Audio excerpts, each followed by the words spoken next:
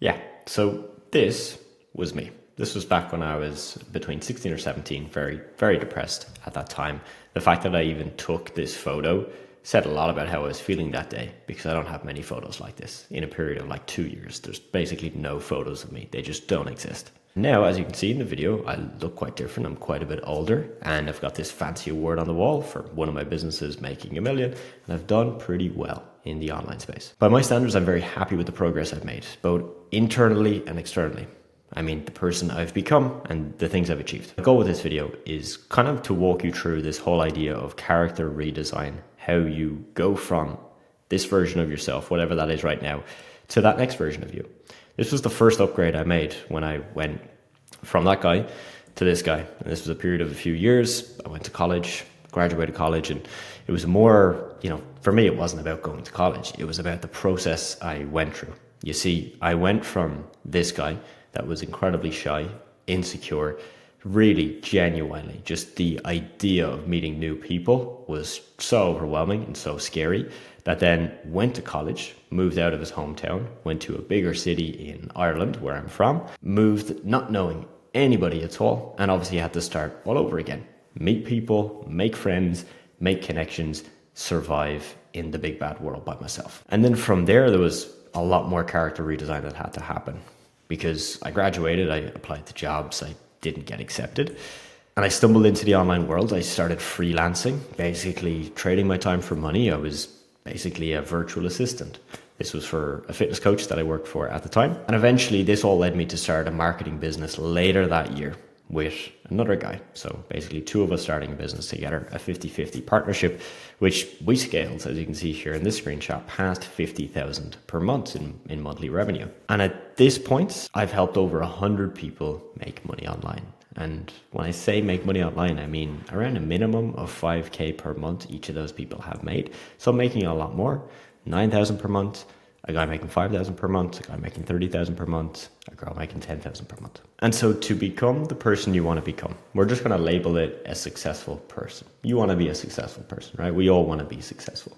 Whether it's financially right now that you're focused on, maybe it's a mix. Maybe it's you want to make more money, you want to look better, you want to feel better, you want to be in better shape, you want to have better relationships, you want to have just a more exciting life. Whatever area it is that you want to improve, maybe it's your entire life, every single area. My goal here is to kind of break down in tactical terms what it takes and what you need to do. Now, this is just based off of my very limited human experience. This is just what I've gone through. And so some of this might not work for you, but this is what has worked for me. So let's just assume that you want to make 10K a month. You've seen people make a lot of videos about it. It's the golden number online. Well, the first thing is you need to become the person that thinks and acts as if you've already become the person that makes 10K a month. So for example, if you tell yourself that you want to make 10K a month, but then you're still falling back into the same old habits and routines that are keeping you stuck, how can you expect yourself to level up and suddenly become a six-figure earner? For example, if you were in Ireland, if you make 100K a year, which is around 8.3K per month, you are in the top 6.5% of people. And a lot of those people that make 100K a year have studied for years to make that amount of money, or have worked their way up, climbed the corporate ladder literally for years, sometimes for decades. So you can't just expect to start something and make 10K a month. You have to become the person that makes 10K a month. Now, the good news is, if you're going to do what I did, start an online business, it does not have to take you decades. I went from graduating college, not having a job, to having a six-figure business all in the same year. So how do you become this person? The biggest driver for my success was my shift from victim to owner. You see, that photo I showed you of me back when I had a lot of acne and I was really depressed, I was a victim, right? Everything in my life I thought was not my fault. I thought the world was out to get me. It was so weird to think back, but I really did believe that the world did not want me to be happy, successful, and just okay. I thought it wasn't really designed for me. And that's a victim mindset. That's a victim perspective. And that's very dangerous. So for me to change, for me to transform, I had to become an owner, right? I had to own the fact that the world is the way the world is, right? I can't, me individually, change how that world works. What I can change is my reaction and my response to the things that happen in the world. So if I want to be in better shape, I have to own the fact that I'm the one in control of that. Not the food the government pushes on us, right? Not the fact that gym memberships cost money. No, like it's all within my control. That's the kind of mindset you really need to start cultivating and instill in yourself if you want to have success in any endeavor. You got to be the owner of your life, of your choices, of your habits, of your actions. All right, you need to take responsibility and you need to put the blame on yourself. That's right. I want you to blame yourself.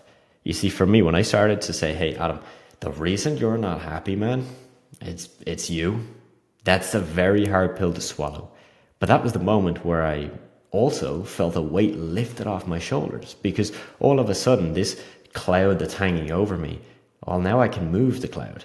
The cloud's not just going to stay there, right? I can change the things I'm doing, the actions, the habits, the daily routine I have to start to lift that cloud.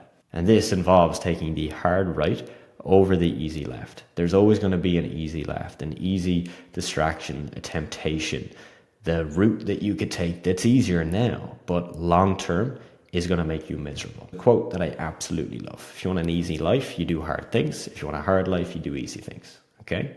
Now right here, this is a slide that I made for a training that we did some years back. And this was specifically looking at people that wanted to make 10K a month online. And we looked at the difference between how I went in this journey from when I was making 0 and then when I was making 10K a month, also my student success manager, and then also all of the students that I've helped, all of the clients of my business that we've taken from 0 to making 10K per month. And these were the most common things we found. The diet of a 10K a month agency or business owner really didn't have a very specific diet. You know, they weren't carnivore, they weren't vegan, they weren't following it that strictly. They just kind of focused on, look, meals that make them feel good, like actually give them energy, sustain their energy, and don't bloat them. You know, they're not eating foods that make them super bloated and gassy, because that's just going to just leach your energy away. The person making 0 a month, diet wasn't even a consideration. So they had no thought really going into what they eat, which we all know that's not a great idea, right? If you just eat whatever comes your way, you're going to gain a lot of weight and a lot of mental fog very, very fast. Exercise and training, the 10K a month business owner was working out. Now, nothing too extreme, right? Maybe 3-4 workouts a week. They were working out, yes, to, gain muscle, whatever the goal was, maybe gain muscle or in some cases lose fat and lean out a bit. But it was mainly to work out to feel good, right? To have that boost in cognition and a bit of brain power. The 0 a month business owner was very extreme. They either had no workouts or way too much, There was kind of no balance there. The 10K a month business owner really only dived into romantic relationships when it made sense and there was clear boundaries. The 0 a month business owner was hopping into relationships just to feel good, right? But also to kind of make up for lack of results in business or lack of results in other areas of their life, because it's a way at which they could feel good with their partner, right? And you can read through this, but I want to pull your attention to the last 2 points, right? Addictions and waste of time activities. The 10K a month business owner pretty much had no addictions. Of course, they're not perfect. There's things that they want to do less of, but in terms of being addicted to video games, to pornography, to junk food, no, they weren't addicted. The 0 a month person, had a lot of them, pretty much all the addictions you can think of. And the 10K a month business owner was just, they didn't focus on waste of time activities. They had a vision of what they wanted to do, a very clear direction in life, and that was their main focus. Of course, they would enjoy themselves. They would, let their hair down. They would have some downtime, some relaxing time, but it wasn't like they had to do those things every night or every week to feel human, because their vision was driving them. And that's what you need. You need to have a vision of who you are going to become, the person you're going to be, and the impact you're going to make. So now that you have an idea of that difference between the person who's at 0 and the person that's maybe making the money you want to make, you kind of got to start looking inwards and saying, hey, right, put your hand up and list off all the things that you can change right now. Your diet, your sleep schedule, your addictions, things that you know you shouldn't be doing that you're still doing. That's where you got to look. A lot of this starts from fixing your inner scars. Okay, so for me, right, on this journey, I had to go from that broken teenager who was suicidal to a man, right, to a man before I started my business. And so here's some of the things that I did to help that transition. Okay, now these are not necessary. These just helped me. And I say approach with caution because I don't think you need to do these. But if I didn't do these, I don't think I would have went through that journey, that transition that really needed to happen before I could even think about starting this business that was going to make me six figures.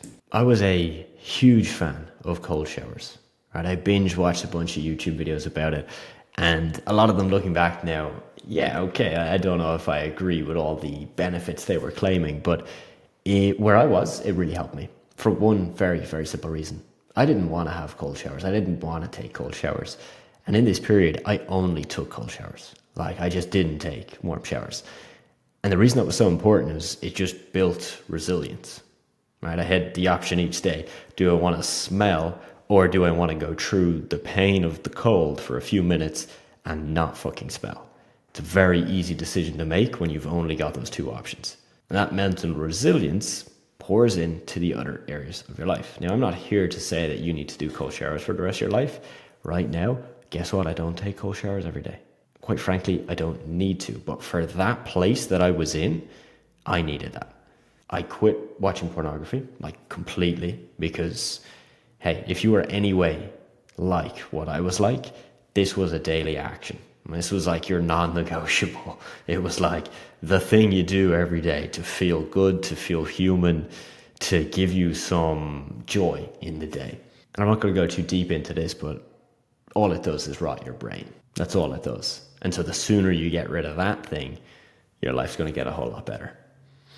And again, that's not easy to do, but you've got to, again, kind of make that decision really easy. So instead of it being, can I watch this thing and enjoy myself, or can I not watch this thing and not enjoy myself? That's a terrible decision. Of course, you're going to do the thing and enjoy yourself. But when you start to frame it like, do I do the thing and then feel really guilty and basically lie to myself that I can't hold a very simple standard of just not touching myself, versus can I just not watch the thing and avoid the 20 or 30 minutes of pleasure, and can I just go through that uncomfortableness and show to myself that I am actually in control and I'm not a victim and I can control what I do. Now it's a very easy decision because, like we looked at, you've got to take the hard right over the easy left. This is the exact thing I'm telling you about. There's always going to be an easy left. I started reading a lot of books, right? A ton of them. And a lot of them were just general self-improvement books, productivity books, anything I could get my hands on. And again, a lot of it I probably didn't need to read, but it was the practice of just submerging myself in all of this information of people that were writing these books with the intention of helping people with their lives. Like all I was reading was positive stuff, tips and tricks and things that I could then test myself and see, does this work for me or does it not? I started working out a whole lot more seriously. You know, I built out a schedule, I researched more, I made it a really high priority, because where I was back when I started on this journey, as you saw in that photo, I had this crazy cystic acne on my face. And when you're a teenager and you have that, and in my case, when I was already shy and insecure, it just makes you feel even fucking worse. Like that nobody could ever look at you and go, wow, that guy looks great. And so the gym and working out for me was a way at which I could start to almost gain that bit of respect and that bit of admiration, even though my face still needed time to heal. So I put a lot of effort into working out, and it was awkward. And obviously, as you know, pushing yourself to work out, if you don't work out, regularly right now, it's a difficult thing to do. Again, that's the hard right. That's not the easy left. And so what I really need you to do is I need you to look at your life, okay? The day you had today, the week you've just had, the month you've just had. And I need you to get clear on what are these things. What are the things that you're doing on a surface level that are basically trying to mask over the scars that you have? If it's the watching of certain types of videos, if it's binge eating junk food, if it's just playing video games all the time. This is going to be different for everybody. That's why you need to do it for yourself. And then with each thing that you identify, as we looked at, there's always going to be the easy left and the temptation to do it. So you need to create the paradigm and the frame of when you think of doing the thing, that you look through this new frame. So again, think of the cold shower analogy, right? It's not, do I want to take a cold shower or a warm shower? You just forget that there's even the possibility of having a warm shower, and you convince yourself, well, it's either I have a cold shower and I smell good again, or I don't and I smell terrible. You need to start creating these frames to make it non-negotiable for you. Now look, I'm just a 20-something-year-old guy yapping on the internet. So none of this is clinically proven, and I'm not a therapist or a psychologist. But what I do know is that I've gone through a lot, and there's a lot that I know you will go through in this journey. And if you really truly do want to be happy, successful, wealthy, and have a level of freedom that means you can have what we would all call the dream life, then you need to go through something similar to what I've just mentioned.